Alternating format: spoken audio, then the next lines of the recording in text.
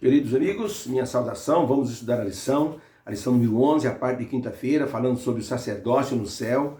Muito interessante que Deus nos coloca numa condição maravilhosa. Hebreus 9, 24 é o centro da lição de hoje e fala que Cristo nos representa perante Deus. A figura de Jesus na cruz, morrendo, é uma figura triste e constrangedora ao mesmo tempo. Jesus seminu, morrendo pelos seres humanos e à vista daqueles que estavam ali, Jesus era como um daqueles malfeitores. Mas Jesus na cruz fez um esforço muito grande. Ele clamou a Deus, ele entregou sua vida a Deus, até que ele expirou e disse, antes de expirar, está consumado. Isso significa que Jesus criou uma saída para o ser humano. E ali na cruz, aquele ladrão, quando disse, lembra-te de mim quando entrares no teu reino, Jesus garantiu a ele a entrada no reino, porque ele precisava também da intercessão de Jesus. Se o ministério de Cristo tiver terminado somente na cruz, olha, nós estaríamos numa situação muito delicada. Mas Jesus ressuscitou, Jesus fez um mini ministério depois que ele ressuscitou, 40 dias ficando na terra, orientando os discípulos, preparando-os para o Pentecostes e dando instruções preciosas, subindo ao céu, sendo recebido, aclamado no céu pelos anjos, pelos seres do universo, e Jesus entrando numa nova fase de sua vida, que era o ministério de intercessão. Por isso que Hebreus 9, 24 diz assim, pois Cristo não entrou num santuário feito por mãos, figura do verdadeiro, mas no próprio céu, para agora comparecer por nós perante a face de Deus. Isso é muito especial. Jesus, ele comparece perante Deus por nós, isso é maravilhoso, é algo impressionante que nós não podemos sequer ter uma noção do que representa. Só quem já teve um caso na justiça e precisou de uma intervenção jurídica, de um advogado, de um representante, e você não pode na frente do juiz sozinho, você não tem argumentos, mas um advogado tem argumentos, ele busca prova, ele busca testemunha, ele faz de tudo para mostrar a inocência da pessoa que ele está defendendo. Jesus então comparece perante Deus com essa função. O grande pregador Charles Spurgeon um dia encontrou-se com uma pessoa muçulmana e o muçulmano disse, quando vocês vão até Jerusalém, vocês só encontram o túmulo vazio do vosso mestre. Mas o nosso profeta está numa redoma de vidro na cidade de Meca e nós veneramos ali o seu corpo. O pastor disse, realmente a fé de vocês é impressionante. Nós cristãos ficamos impressionados com a fé de vocês. Só que tem uma diferença, o vosso profeta está embalsamado. E o nosso profeta, o nosso Messias, ele morreu, ressuscitou e está no céu. O muçulmano olhou para ele assim como não entendendo. E o pastor disse, suponhamos que o senhor está andando por uma estrada e chega numa bifurcação. E o senhor não sabe que caminho tomar, da direita ou da esquerda. E tem ali duas pessoas para você pedir informações. Uma está morta e outra está viva. Você pede informação para quem? O muçulmano disse, é lógico que eu vou pedir para a pessoa viva.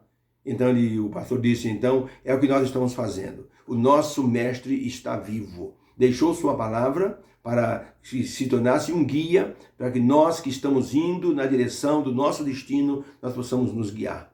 Nosso Deus está vivo. Jesus Cristo é um Deus que morreu e ressuscitou. Jesus é um Deus vivo e atuante em favor daqueles que serão salvos. Ele é também o nosso advogado, nosso representante, porque ele conhece as nossas dores, nossas fraquezas, ele se condói das nossas fragilidades. Então, Jesus Cristo nos representa muito bem. A pergunta número 7 é, com sua morte e ressurreição, que duas funções novas Jesus assumiu? Vamos então ao texto. 1 Timóteo 2, verso 5 diz assim, porque há um só Deus e um só mediador entre Deus e os homens, Cristo Jesus, homem, o qual se deu a si mesmo por todos, para servir de testemunho a seu tempo. Hebreus capítulo 4, verso 14, tendo, portanto, um grande sumo sacerdote, Jesus, Filho de Deus, que penetrou no céu, retenhamos firme a nossa confissão. Porque nós temos um sumo sacerdote, alguém que se compadece de nossas fraquezas, aquele que nos representa, em tudo foi tentado, mas sem pecado. Então, diante desses dois textos, que duas novas funções Jesus assumiu. Primeira função, a função do Cordeiro. Ele se deu por nós. Somente o sangue de um Deus poderia expiar o pecado da raça humana. Segunda função, ele se tornou o sumo sacerdote. Lá no Antigo Testamento, a ovelhinha providenciava o sangue para que o pecador fosse liberto do seu pecado. E era o sacerdote que levava o sangue para dentro do santuário e ali então fazia a transferência do pecado, representando que Jesus pagaria esta conta no Calvário. Então Jesus se tornou o Cordeiro de Deus que tirou o pecado do mundo e depois se tornou o sumo sacerdote para nos defender diante de Deus. Jesus foi a oferta pelo pecado, um sacrifício de resgate. E a sua segunda função é de sumo sacerdote, mediador entre Deus e os homens. Jesus inaugurou a fase intercessória da nova aliança quando ele subiu ao céu. E agora ele está diante de Deus e ele ministra a nosso favor. As palavras de Ellen White, no livro Fundação da Educação Cristã, na página 370, diz assim: nosso Salvador está no santuário intercedendo em nosso favor. Ele é o nosso sumo sacerdote. Ele é o intercessor por nós. E o seu sacrifício de expiação apresenta em nosso favor os méritos do seu sangue. Está vendo? Jesus se tornou nosso intercessor e o seu sangue derramado é o grande trunfo que ele tem para apresentar. Meu Pai, eu derramei o meu sangue por esta pessoa. É um argumento muito forte, que Deus não pode se deixar de convencer. É muito forte o argumento da morte de Jesus e do seu sangue sendo derramado pelo ser humano.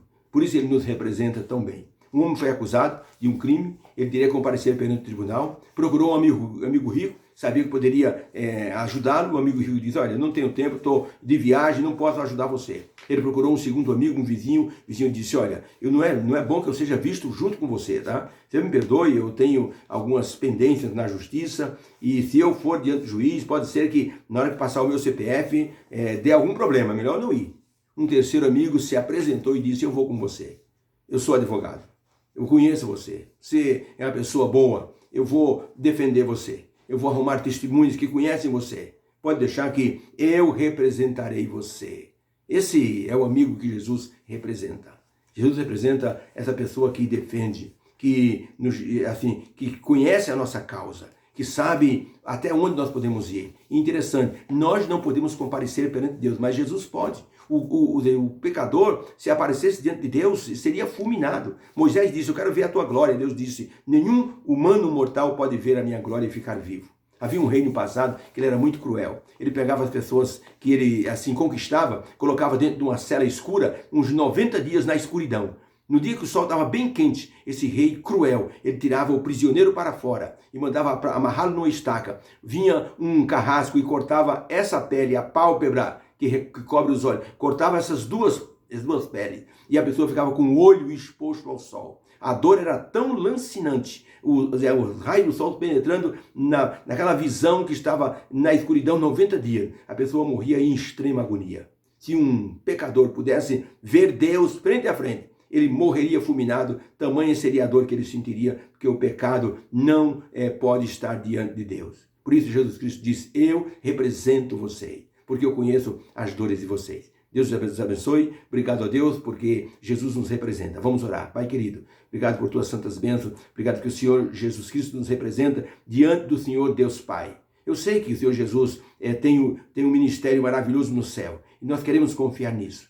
Mas mesmo assim, nós queremos pedir o poder do Espírito Santo para fugirmos do pecado e sermos fortes e resistindo às tentações. Senhor Deus, hoje a Denise, ela descansou para esperar a manhã da ressurreição. Abençoe Israel, o esposo dela, a filhinha e o filhinho de 12 dias, Senhor. Conforta a família, Senhor, com teu poder. E a todos aqueles que também, Senhor, estão tendo a mesma dor, que o Senhor conforte e dê a esperança da ressurreição, para vermos Jesus voltar em breve. Jesus está terminando o seu trabalho no santuário e em breve ele voltará. Obrigado por essa esperança, em nome de Jesus. Amém. Fica com Deus, que Deus te abençoe nesse dia. Obrigado por sua atenção e assistência aqui no nosso Facebook, divulgue o nosso trabalho, compartilhe, vá lá no YouTube, entre, se inscreva, coloque o seu joinha, Deus vai nos abençoar. Obrigado pela atenção de todos. Fica com Deus.